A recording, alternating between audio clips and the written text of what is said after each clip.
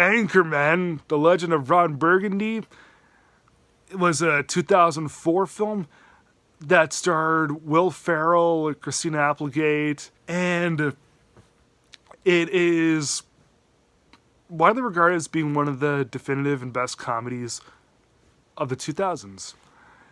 Do I agree with that? Nope. I don't agree with that. But I do think that it is a very enjoyable take on television and even to just pop culture in general during the 1970s.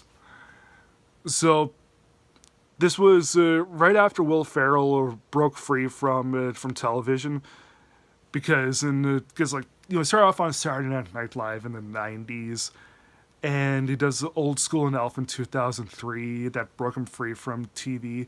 So yeah, here comes Anchorman. He plays Ron Burgundy, who is the anchor of a San Diego news team during the 1970s. He is probably the smartest man in his entourage. But that's only because everyone else in his entourage are simply that dumb. This woman, very, very beautiful woman named Veronica Corningstone, who's played by Christina Applegate, she comes to the newsroom. She is very, very decorated. She's very hardworking, and she really wants to anchor also. But because it was the 1970s, ideals have changed a lot since then, and because Ron Burgundy and his entourage are all dumb guys, they see Veronica as no more than a sex object. Because it was the 1970s, they also don't think that a woman should anchor, or maybe not even be almost in the newsroom at all. But Veronica is a very, very intelligent woman. Eventually, her and Ron fall in love. Them getting together, it kind of takes a bit of a toll on their lives, on news lives. So they try to get even with each other, and some of that stuff is pretty funny. And, it's just a matter of how far can one go with things. How far until you realize, you know what, I've been a jerk this whole time. Let's reconcile.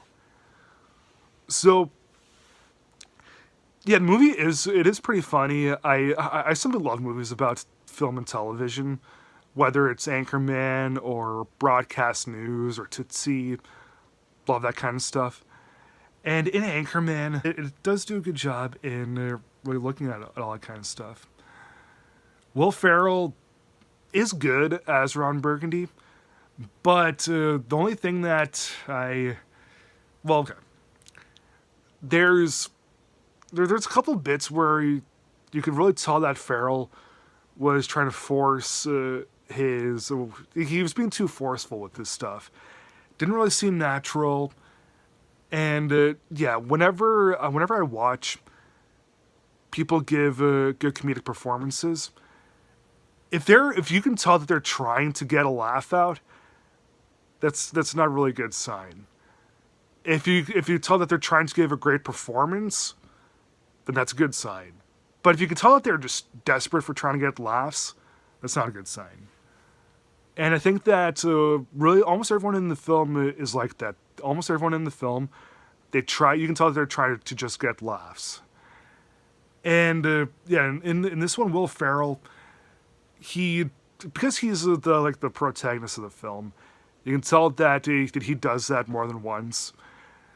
The one part that when he does do that, the part that really annoyed me the most was when his dog gets kicked off of a bridge, and he's crying, and he's like, ah, like that was just annoying as hell.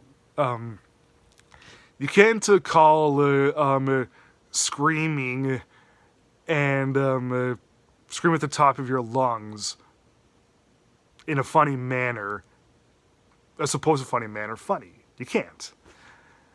But they tried. I don't think it worked, but whatever.